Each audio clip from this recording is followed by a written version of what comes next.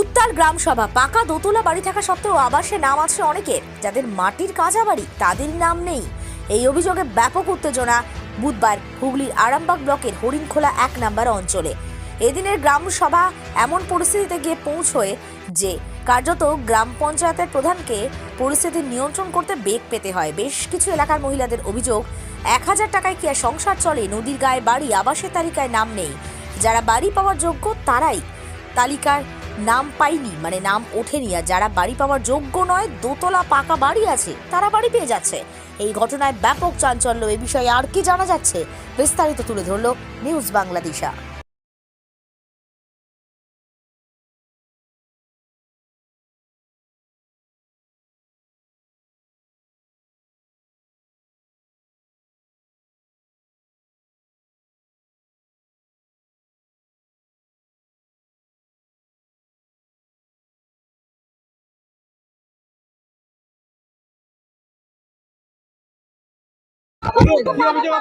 নদীর গায়ে আমার বাড়ি, নদীর গাও বাঁধতে দিতে হবে।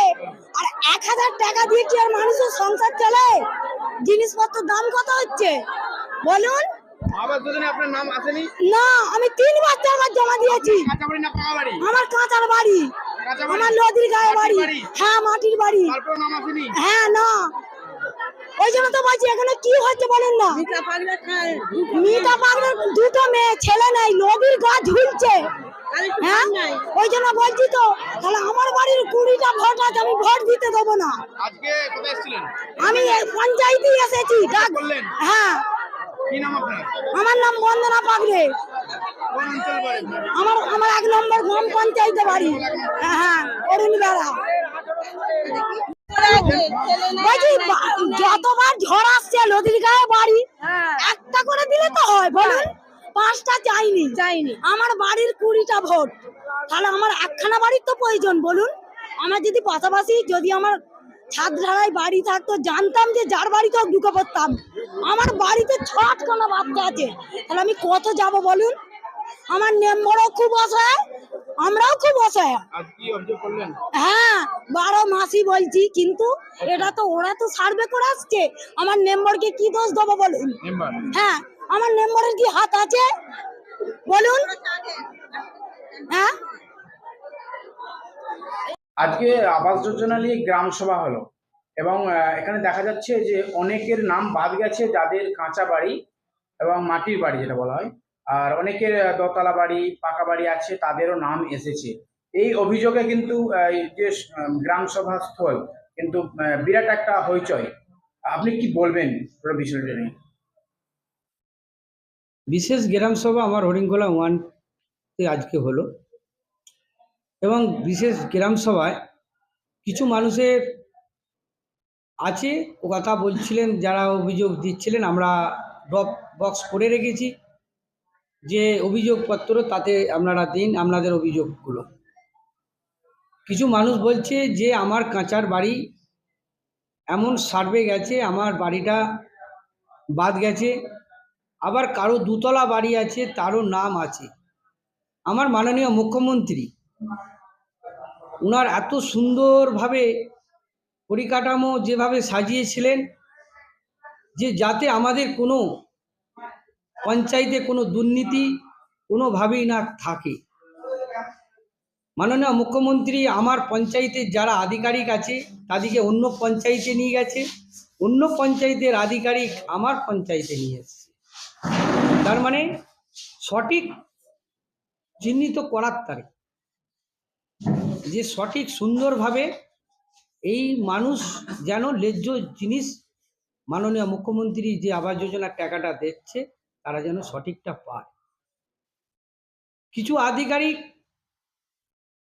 এরকম কয়েকটা তারা বুঝতে না পেরে, যেটা আমি জানতে পারলাম, যে এমনভাবেই এমন একটা ঘরেতে রয়েছে, যেই ঘরটায় তারা ওই গোয়াল ঘরের মধ্যে তারা ঘর সাজিয়ে ছিল। তাদেরও পাশে দুতলা বাড়ি আছে, যায় না।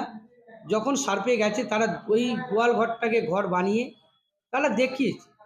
এরকম আছে খবর। সেই বিষয়ে সেই জায়গাগুলো ওরা নাকি ঠিক মতো চিহ্নিত করতে পারে না, তার জন্যে এই ভুলটা হয়েছে। ওনারা যেটা বলছে, আমাদের একটাই বক্তব্য, আমরা বলেছি আমরা গ্রামের মানুষ, গ্রামের মেম্বার, তারা সঠিকটা জানে। তার জন্যই তো আমার মাননীয় মুখ্যমন্ত্রী গ্রামসভা, বিশেষ গ্রামসভায় আলোচনা করতে বলেছে যে সঠিকটা গ্রামসভা থেকে উঠে আসো। তার জন্যই গ্রামসভা থেকে আমরা ড্রপ বক্স করেছি, অভিযোগগুলো এসেছে। সেই অভিযোগগুলো আবার পুনরায় আমরা সার্ভে, যাদের দোতলা বাড়ি আছে এরকম দেখিয়েছে তাদেরগুলো পুনরায় আবার সার্ভে করানো হবে এবং প্রকৃত বাড়ি দোতলা আছে সেই ছবিটা দিয়েই দেখানো হবে যে এনার বাড়িতে দোতলা বাড়ি দেখুন, এবং যার বাড়িটা বাদ গেছে পাওয়ার যোগ্য তার বাড়িতে আমরা আবার নতুন করে সার্ভে করাবো। এটা আমরা কথা দিয়েছি গ্রামসভাতে। আমরা যা কিছু করছি সমস্তভাবেই আলোচনা ব্যাপক, এবং মাননীয় মুখ্যমন্ত্রী অভিষেক ব্যানার্জি যেভাবে মানুষ এবং সুব্রত বক্সী মহাশয় যেভাবে মানুষকে সঙ্গে নিয়ে মানুষের পাশে থেকে যে মানুষের প্রাপ্য তাকে সঠিক বুঝিয়ে দেওয়া, সেটাই আমরা করছি। আমরা মানে যাদের নাম বাদ গেছে পাওয়ার যোগ্য মানুষ, তাদের জন্য আবার অভিযোগ বক্স বা আবার নতুন করে অ্যাপ্লাই করতে পারে। হ্যাঁ, নতুন করে অ্যাপ্লাই করতে পারে। গ্রামসভাতে একটা রেজুলেশন আমরা খাতা করেছি, সেই রেজুলেশন খাতাতে অভিযোগগুলো লিখতে বলেছি যে ওনার বাড়ি দুতলা আছে ওনারটা বাদ দেওয়া হোক, এবং আমার বাড়িটা পাওয়ার যোগ্য, আমার বাড়িটা ক্যান্সেল হয়েছে তাতে নতুন করে আবার সার্ভে হোক। এই দুটোই আমরা অভিযোগপত্র আমরা নিয়েছি। আমরা আবার নতুন করে আমরা এটাকে আমরা বিডিও সাহেবকেও জানাবো এবং ওনার অভিযোগপত্র আমরা বিডিও সাহেবকেও দেবো। এইভাবে আমাদের চলবে। আপনার নাম? পার্থ হাজারি, হরিণখোলা 1-এর প্রধান।